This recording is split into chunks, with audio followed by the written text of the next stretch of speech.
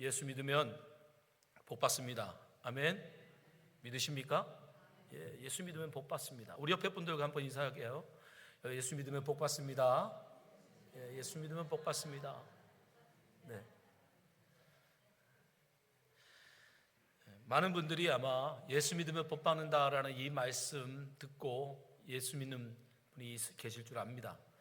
근데 우리가 예수 믿고 살아가는데 정말 복된 삶만 있나요? 우리가 예수를 잘 믿고 살아간다고 열심히 하는데 사실 우리 인생에 복된 삶이라고 생각되지 않는 괴로운 삶, 고통스러움, 또 때로는 원망스러울까지 한 그런 일들이 우리 가운데 일어납니다. 그럼 뭐 예수를 잘 못 믿어서 우리에게 그런 일이 일어나느냐? 꼭 그렇지만도 않아요. 우리가 예수를 잘 믿고 심지어 하나님의 말씀에 순종함에도 불구하고 때때로는 우리가 생각할 때 복되다고 생각되지 않는 너무 어려운 환난과 시험이 우리 가운데 찾아온다라는 거예요. 사실 오늘 본문에도 보면요, 45절 말씀에 보면요, 예수님이 제자들을 재촉해서 바다로 보내셨어요. 여기 심지어 재촉하다, 빨리빨리 가라고 예수님이 다구쳐서 갈릴리 바다로 제자들을 보냈습니다. 근데 그들이 만난 것은 뭡니까? 주님의 말씀 따라간 거잖아요. 주님이 가라고 해서 간 거잖아요. 근데 그들이 바다에서 만난 건 풍랑이에요. 그 풍랑이 어느 정도 풍랑이었냐면 그들이 괴로이 노를 저을 정도로. 여러분, 예수님의 12제자 중에 9명이 어부 출신입니다. 이들이 풍랑을 안 겪어봤겠습니까? 그들이 다른 데도 아니고 그 갈릴리 바다에서 고기 잡던 사람들인데 거기서 이 풍랑이 얼마나 거센지 그들이 괴로이, 이 괴롭다라고 하는 단어가 뭐냐면요, 고문하다라는 단어예요. 고문하다. 얼마나 그게 죽을 만큼 힘들었는지, 어부 출신인 이 제자들이 죽을 만큼 힘들어 노를 저어서 빠져나가야 될 만큼 거센 풍랑이 닥쳤다는 거예요. 예수님 말씀 따라갔는데, 스승님이 가라고 해서 갔는데, 근데 그들이 닥친 건 환란이더라는 거예요. 풍랑이더라는 거예요. 여러분, 우리 인생도 마찬가지예요. 우리 인생도 그럴 수 있어요. 예수면 분명히 예수 믿는 자에게는 복이 있습니다. 하나님은 분명히 성경을 통해서 우리에게 말씀하셨어요. 만세전에 약속하신 하늘의 풍성한 복을 우리에게 주시겠다라고 분명히 주님은 약속하셨습니다. 일단 예수님은 이 땅에 오시되 양으로 생명을 얻고 풍성히 얻게 하려고 이 땅에 오셨다라고 말씀하십니다. 그렇다면 분명히 우리에게, 예수 믿는 자에게 풍성한 풍요가, 복이 약속되어 있습니다. 근데 때때로 우리의 인생 가운데는, 우리의 삶 가운데는 이런 풍요만 있는 것이 아니라 고난이 있더라는 거예요. 환란이 있더라는 거예요. 풍랑이 닥쳐온다는 것입니다. 원치 않는 질병이 우리 가운데 찾아온다는 것입니다. 과연 왜 주님은 우리에게 이런 풍랑을 허락하실까요? 주님이 가라서 갔는데 거기에 풍랑이 있다라는 건 주님이 보내신 거잖아요. 주님이 모르셨을까요? 사실은 그냥 보내려고 했는데, 잘 보내려고 했는데 갑자기 풍랑이 일어났다. 미안하다 얘들아. 주님이 그런 겁니까? 주님이 그렇게 무지하십니까? 아니요, 주님은 전능하신 분이에요. 주님은 알고 계셨어요. 그들이 분명 풍랑을 만날 것을.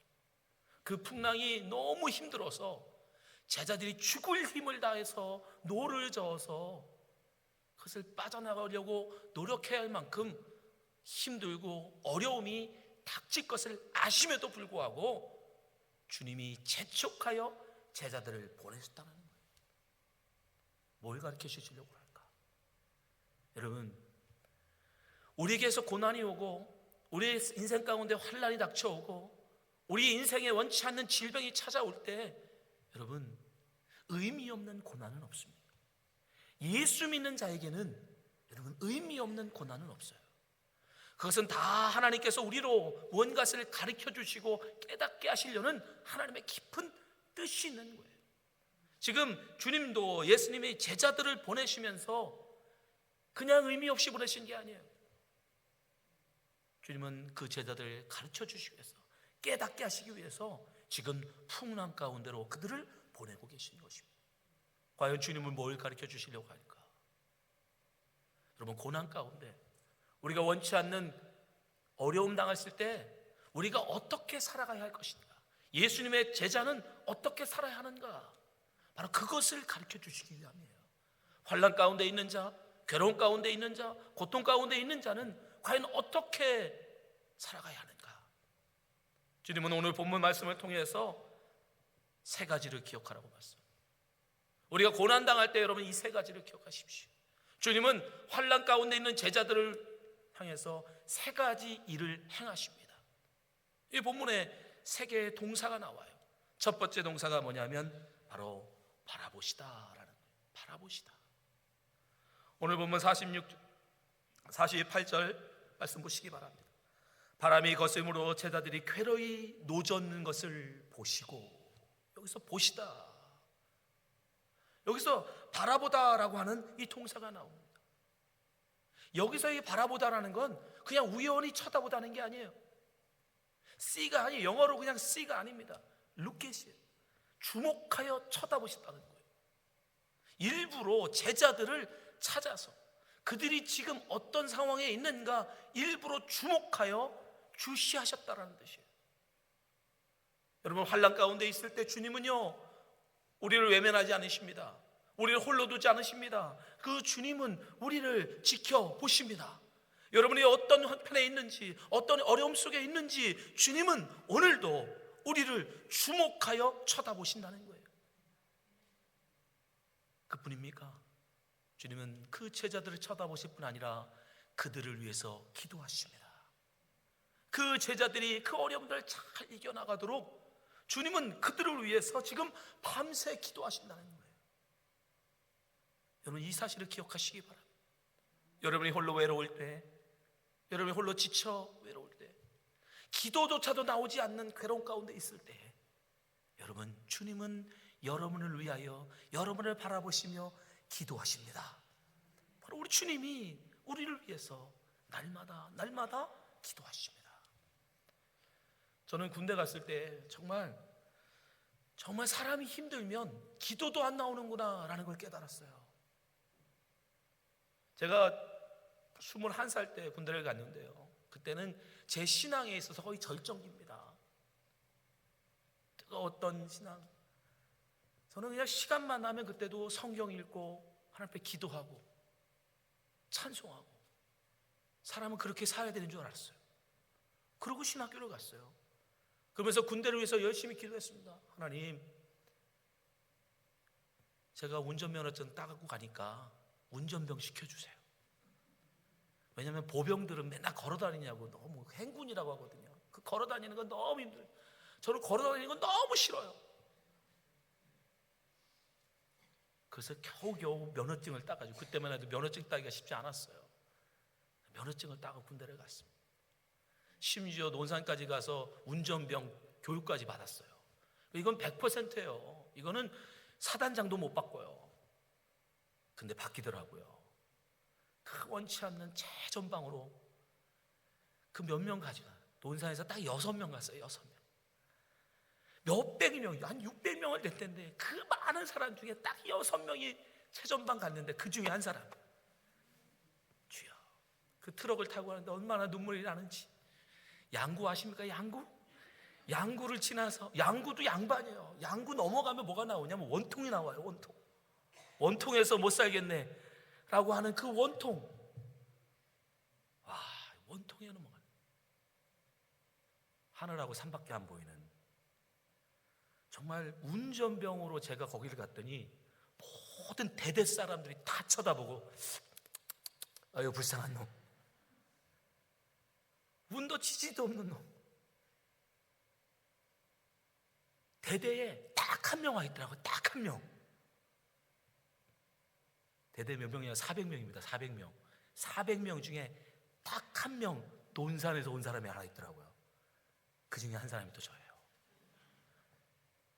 그때 직감했죠. 뭔가 일이 안 풀리고 있다. 근데 더 결정적인 건 그 다음에요. 훈련소에서 그래도 열심히 연습을 해서 운전병으로 가도요, 군대 운전 시험을 봅니다. 근데 저는 1차로 통과를 했어요. 얼마나 하나님께 감사했는지 몰라요. 근데 저랑 동기였던 친구가 얘는 떨어졌어요. 그래서 저보다 이 친구는 자대를 3주 늦게 왔어요. 그래서 저는 잘 됐다고 생각했는데 웬걸요, 가자마자 저까지 훈련에 가야 된대요. 3주 뒤에 온 친구는 이제 왔으니까 걔는 훈련 빼준대요. 그리고 훈련을 갔는데 하루에 자그마치 80km를 걸어요. 죽는 줄 알았어요. 밥 먹고 걷는 것밖에 안 해요. 그렇게 기도했는데, 아버지 제발 난 보병은 싫어, 걷는 건 절대 싫어. 근데 죽어라고 하더라고요. 하루에 기본 25km. 와, 정말 죽는 줄 알았어요. 너무 괴로우니까 제가 그때 처음으로, 태어나서 인생의 처음으로 죽을 결심을 했어요. 야, 도저히 못하겠다.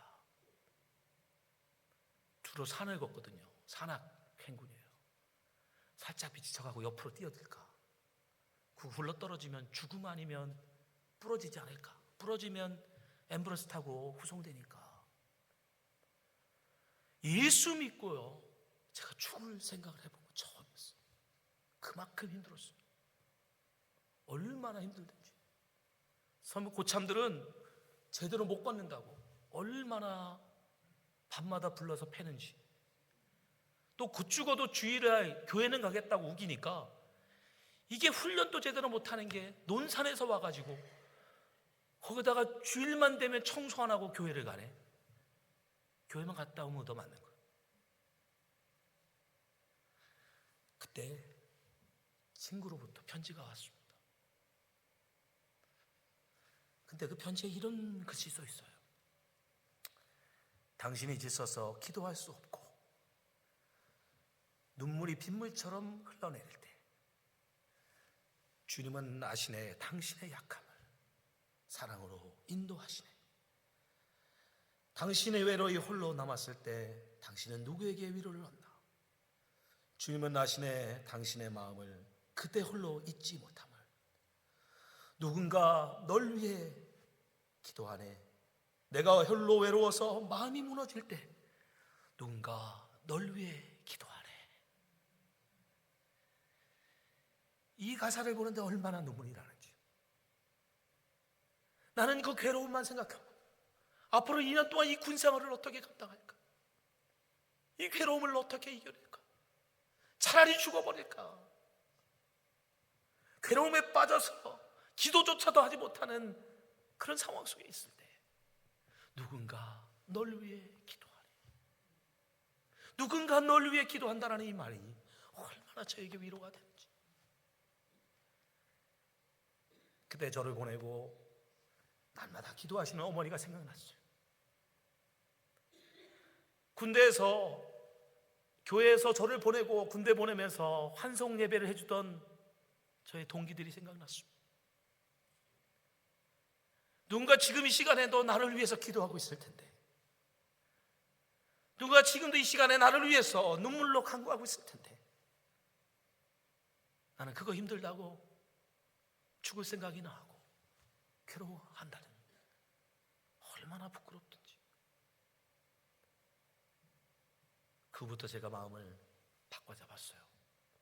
하나님 위한 보내신 거 열심히 하겠습니다. 그리고 열심히 군생활을 했어요. 나중엔 한 5개월 지나니까 고참들도 인정해 주더라고요. 그랬더니 하나님이 놀랍게도 저를 전출을 보내버리셨어요. 전방에서 빼서 그 원주 옆에 홍천으로 기갑부대로 보내버리시고, 거기서 군정병으로 또 하나님 세워주셨어요. 정말 하나님이 놀라워요. 하나님을 원망하고 왜 내 인생이 이렇게 꼬이게 하냐고, 왜 이렇게 내 생각하고 얼마나 하나님 앞에 기도했는데 내 인생을 이렇게 꼬이게 하시냐고 하나님 앞에 원망하고 탓할 때는 정말 힘들고 어렵더니 그 모든 것을 받아들이고 아버지 뜻대로 하옵소서, 주님이 보내셨사오니 다르겠습니다 라고 마음 내려놨더니 오히려 하나님은요 전혀 방법으로. 여러분, 한국군 중에 군대 가신 분 중에 군 생활하는 동안 전출 다니는 분은 거의 없어요. 그 중에 한 사람, 그 어려운 전출을 하나님은 그렇게 놀랍게 역사하시더라고요. 여러분, 여러분의 눈물도 나지 않을 만큼, 어떨 때는 기도조차도 나오지 않을 만큼 괴롭고 힘들 때가 있습니다. 그러나 여러분 기억하십시오. 그렇고 힘게 어렵고 괴로울지라도 그런 괴로울 때 우리 주님은 여러분을 위해서 기도하십니다. 누군가 여러분을 위해서 기도하십니다. 말없이 여러분을 위해서 중보하고 있다는 사실을 기억하시기 바랍니다. 주님은 제자들을 그냥 풍랑 가운데 보내신 게 아니에요. 내가 너희들을 바라보며 기도한다. 내가 기도한다.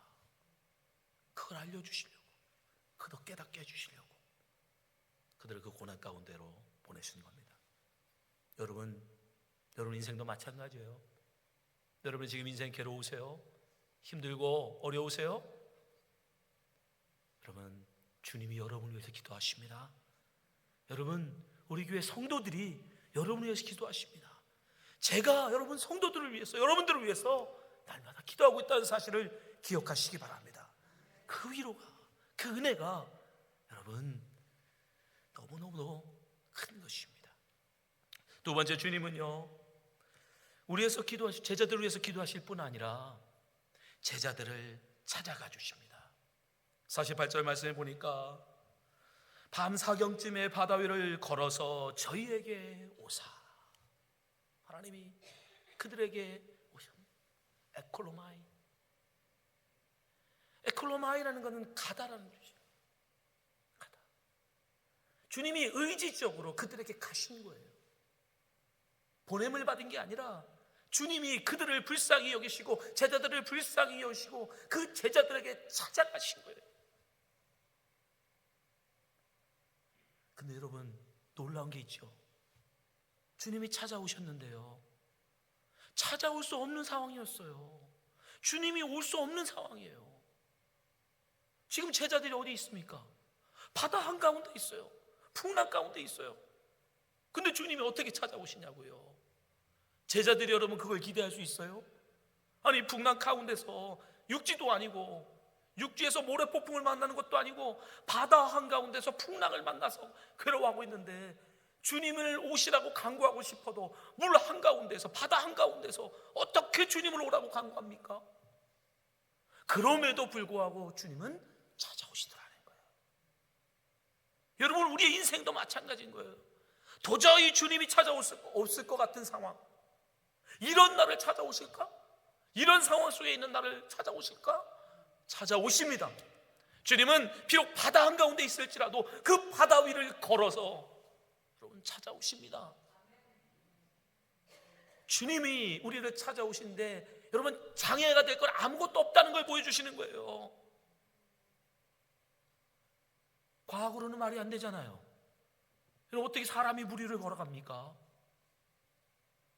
이성으로 여러분 말이 됩니까? 우리의 경험으로 이게 말이 됩니까? 우리의 경험이나 우리의 지식이나 우리의 상식으로는 도저히 말이 안 되지만, 그러나 주님이 찾아오시기로 작정하시면 그분은 물 위를 걸어서라도 우리에게 오시는 분이라는 거예요. 그걸 제자들에게 보여주시는 거예요. 주님이 가기로 작정하면 바다 한가운데 그가 있을지라도 내가 간다. 근데 여러분, 주님이 우리를 찾아오시는데요, 중요한 건 주님이 찾아오신다고 사람들이 다 주님을 영접하는 게 아니에요. 오늘 말씀에도 보면요, 처음에 제자들이 예수님이 물 위로 걸어오니까 어떻게 생각했어요? 유령인가요? 49절 말씀 보세요. 제자들이 그의 바다 위로 걸어오심을 보고 유령인가요? 소리 지르니.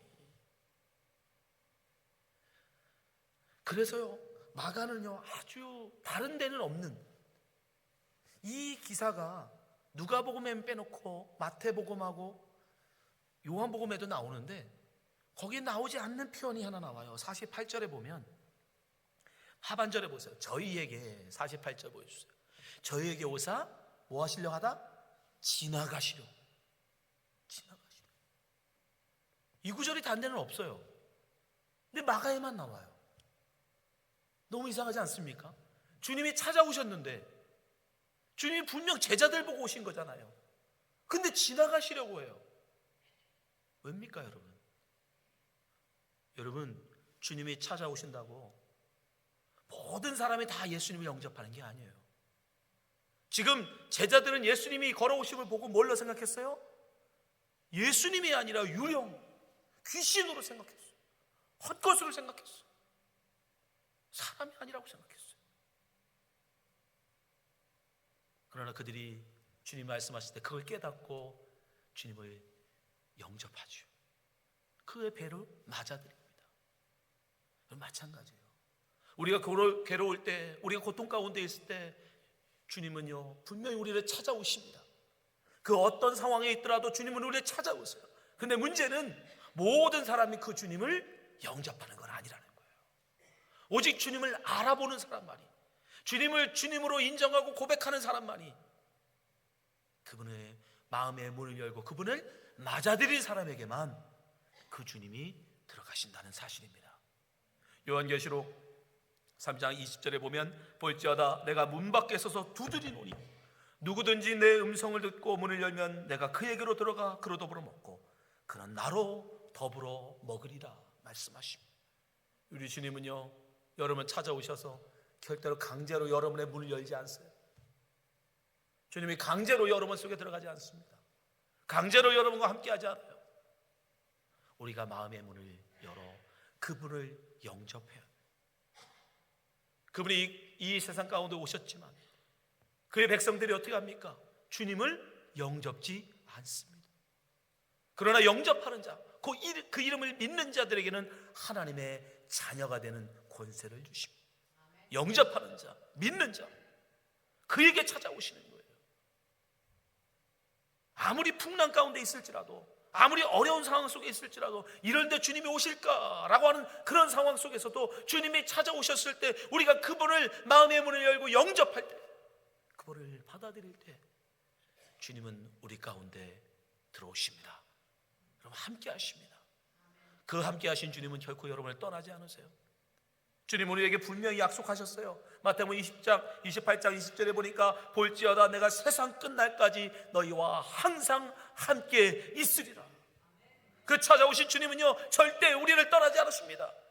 우리가 때때로 그분을 잊어버리고, 때때로 그분을 오해하고, 때때로는 그분을 실망시킨다 할지라도 그 주님은 결코 우리를 떠나지 않으세요. 주님을 영접하시면 여러분 확신하시기 바랍니다. 우리 주님이 나와 함께 하신다. 나를 떠나지 아니하신다.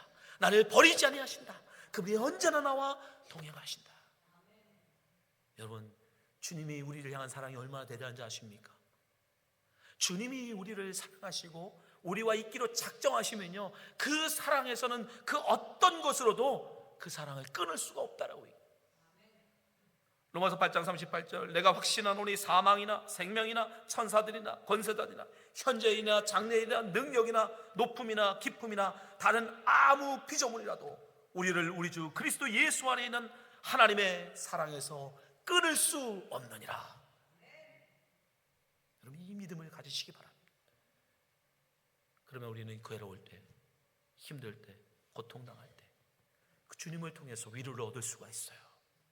주님이 나와 함께 하시고 그분이 나를 떠나지 아니하시고 언제나 나를 지켜주신다는 그 믿음, 그 은혜를 우리 누리며 살 수 있는 것입니다. 그런데 우리가 주의할 게 하나 있어요. 주님이 이렇게 오셔서 우리가 영접하기만 하면 우리와 함께 하시고 떠나지 아니하시는데, 우리 주님은 좀 짓궂은 데가 있으세요. 내가 고통당할 때, 내가 부르짖을 때, 내가 힘들 때 바로 후딱 와주시면 얼마나 좋습니까? 근데 밤 사경쯤에 오세요. 밤 사경쯤에. 말씀 다시 보실래요? 48절 보세요. 바람이 거스림으로 제자들이 괴로이 노젓는 것을 보시고 밤 사경쯤에. 밤 사경은 노마 사람들이 시간을 구분하는 시간표인데요, 우리 시간으로 따지면 새벽 3시에서 6시입니다. 그러니까 새벽에 오신 거예요.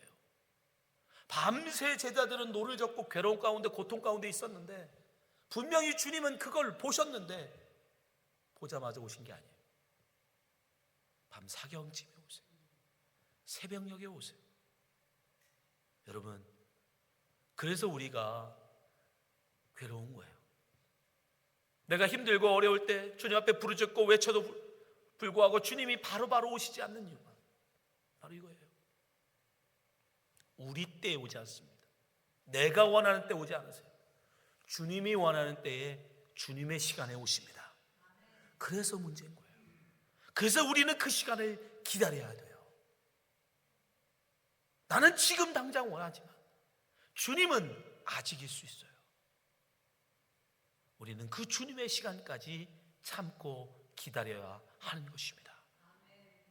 그러나 분명 주님은 오십니다.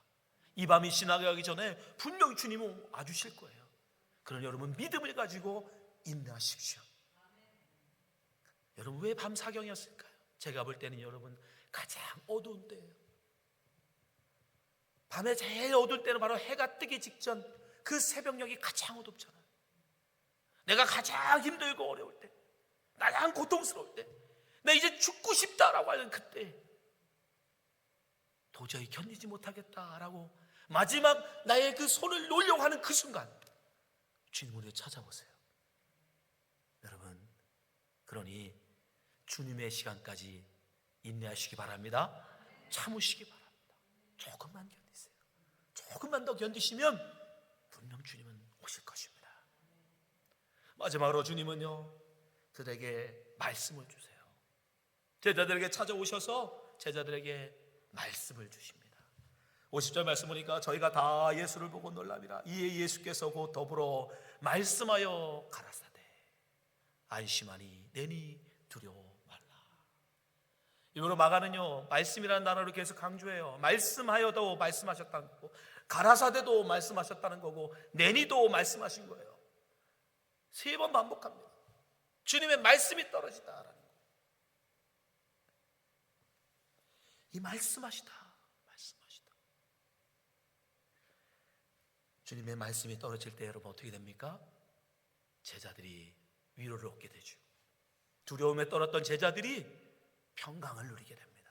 또 주의 말씀이 떨어질 때 어떻게 돼요? 마가복음에 나오지 않지만 말씀이 떨어지자 풍랑이 잠잠해집니다. 주님의 말씀이 떨어질 때 여러분 우리의 환난이 사라지고 우리의 고통이 사라지는 거예요. 주의 말씀이 우리 안에 역사하는 거예요. 주의 말씀이 그런 권세가 있어요. 근데 왜 주님의 말씀에 그런 권세가 있는 줄 아십니까? 바로 주님이 하나님이시기 때문이에요. 오늘 말씀에도 안심하라, 내니 두려워 말라. 여기서 내니라고 번역된 단어, 내니, 에고, 에이미, 나는 나다라는 말. 직역하면 나는 나다. 이게 여러분 구약 성경에 바로 하나님이 모세에게 당신을 이야기할 때 모세가 묻잖아요.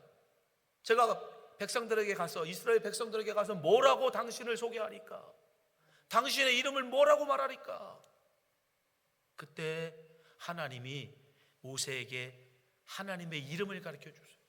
나는 스스로 있는 자다. 그게 바로 에고 에임이에요.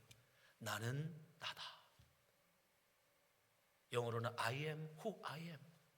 나는 나다. 나는 스스로 있는 존재다. 그러니까 지금 예수님께서 제자들에게 내가 바로 그 하나님이시다라는 걸 보여주는 거예요.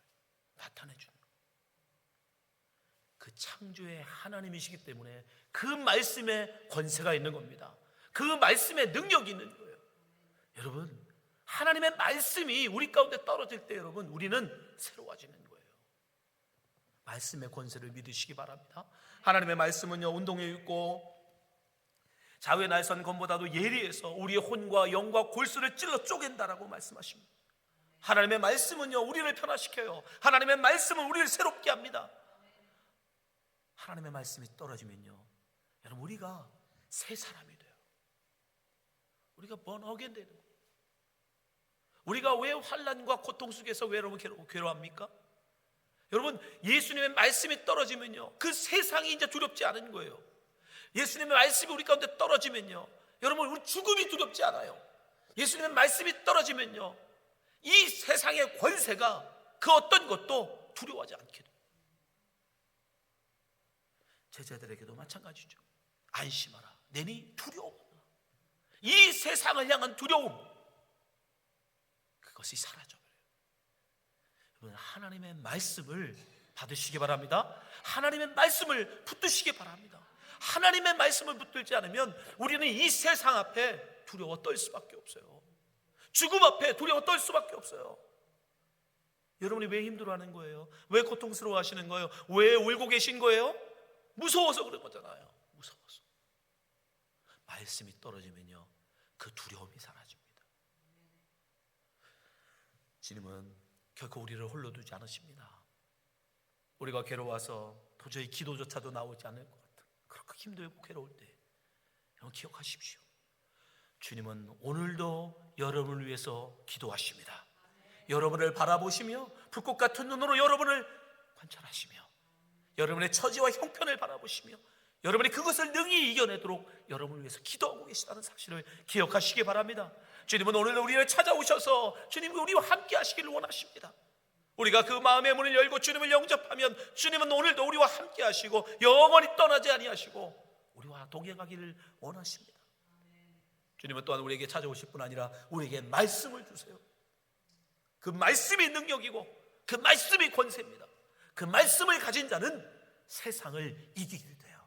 죽음조차도 두려워하지 않는 담대한 자가 됩니다. 그 말씀이 우리 가운데 있을 때 우리는 세상을 이기는 주의 백성이 될 수 있는 것입니다. 오늘 이 아침에 나오신 주의 백성, 여기는 모든 성도님들이 그 주님의 말씀 가운데 세상을 이기시는 성도가 되시기를 주님으로 축원합니다. 기도하겠습니다.